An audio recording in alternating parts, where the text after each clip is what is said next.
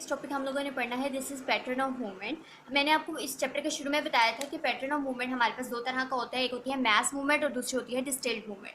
Mess movement इस तरह की मूवमेंट होती है जिसमें जो आपकी बॉडी है वो एज अ होल मूव करती है, यानी जो है वो आपकी पूरी बॉडी जो है वो इसमें मूव कर रही होती है, उसको आप कह रहे होते हैं these are the mass movement.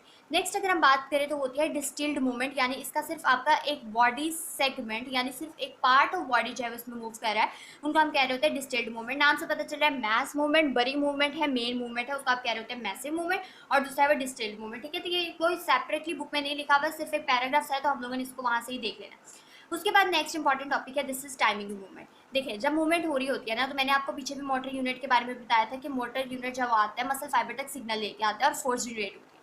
अब क्या होता है, पीछे से यूजुअली एक सीरीज ऑफ कॉन्ट्रैक्शन चल रही होती है, एक सीरीज ऑफ मोटर यूनिट आपके पास आते हैं और फिर ही एक मूवमेंट जो है वो परफॉर्म हो रही होती है। ठीक है, जैसे कि एक सिग्नल आया, दिस इज सिग्नल नंबर 1, ये क्या होगा अपने मैक्सिमम पे होगा, तो पीछे से दूसरा सिग्नल इसको मिलेगा, ये सिग्नल नंबर 2 था। ठीक है, आहिस्ता आहिस्ता क्या होगा, तीसरा सिग्नल, इसी तरह इसके पीछे से और सिग्नल आते जाएंगे। ठीक है, ये सारा काम होता जाएगा। इसको आपने कह दिया दिस इज गुड टाइमिंग, कि इस टाइमिंग में जो आपका पहले वाला था ना वो मैक्सिमम पे था, पीछे से और सिग्नल आते कि उसने उसको मोर इन्फोर्स कर दिया, ज़्यादा फोर्स जनरेट होगी, आसानी से जो है वो मूवमेंट परफॉर्म होगी। ठीक है, तो बहुत आसान सी बात।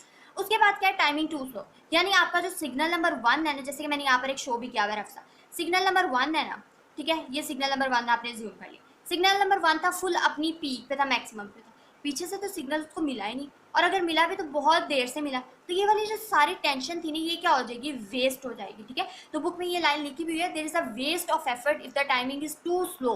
ठीक है, और उसके बाद अगर हम देखें टू फास्ट, मतलब पहले वाला ये था, अभी पहले वाला शुरू ही हुआ था, पीछे से और सिग्नल आते गए आते गए आते गए आते गए, तो उनका कोई फायदा ही नहीं होगा। ठीक है, तो इसको आपने कह दिया दिस इज टू फास्ट, तो there is an waste of effort if the timing is too slow और टू फास्ट। ठीक है, तो ये आपने याद रखना है। तो sequence of muscle contraction in the performance of the movement, उसको आप कह रहे होते हैं this is timing in the movement, और ये बहुत इंपॉर्टेंट होती है एक मूवमेंट को परफॉर्म करने में, एक मूवमेंट को सही तरह से परफॉर्म करने में। ठीक है, तो यहाँ पर अगर हम बुक में भी देखें तो इसी तरह से उसने पहले पैटर्न ऑफ मूवमेंट में मैस मूवमेंट दिया हुआ है और डिस्टिल्ड मूवमेंट दिया हुआ है। ठीक है, तो ये आप देख लीजिएगा, कोई खास इसमें डेफिनेशन इसकी है भी नहीं वैसे।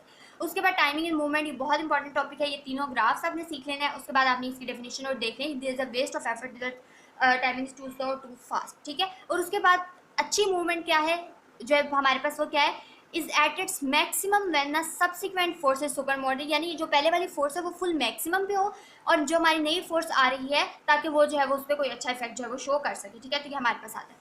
नेक्स्ट अगर हम देखें तो रिदम ऑफ मूवमेंट है, आपने याद रखना है कि रिदम ऑफ मूवमेंट हम लोग कहते हैं रिकरेंस ऑफ द मूवमेंट, यानी एक जो मूवमेंट है वो ऑल्टरनेटिंग फ्लेक्शन एंड कॉन्ट्रैक्शन या ऑल्टरनेटिंग जो है उसकी मूवमेंट उसके अंदर परफॉर्म हो रही है।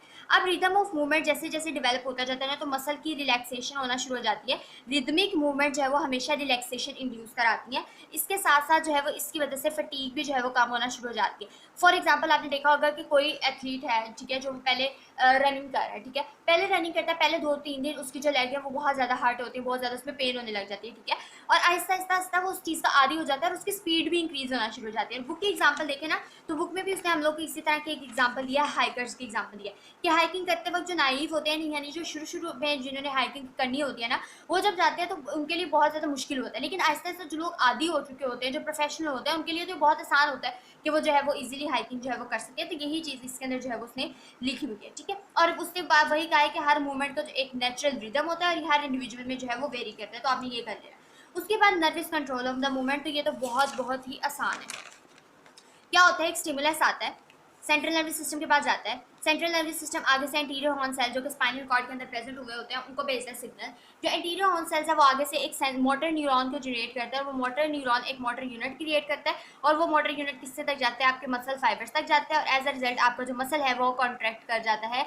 तो this is the nervous control of movement. As a result of this हमारे पास दो तरह की मूवमेंट जनरेट होती है जो कि हमें पता होनी चाहिए, एक होती है वॉलंटरी मूवमेंट्स और दूसरी होती है रिफ्लेक्स मूवमेंट।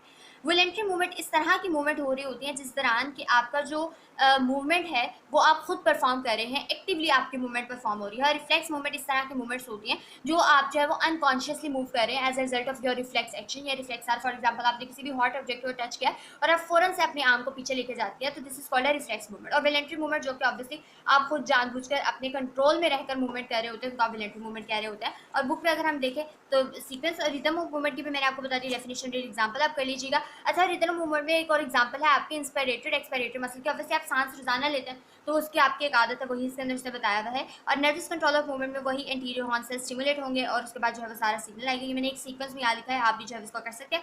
वॉलंटरी मूवमेंट और इनवॉलंटरी मूवमेंट जो है इनके बारे में हम लोग को बताना चाहिए। Thank you so much. और ये चैप्टर हमारा जो है वो अब कंप्लीट हो गया।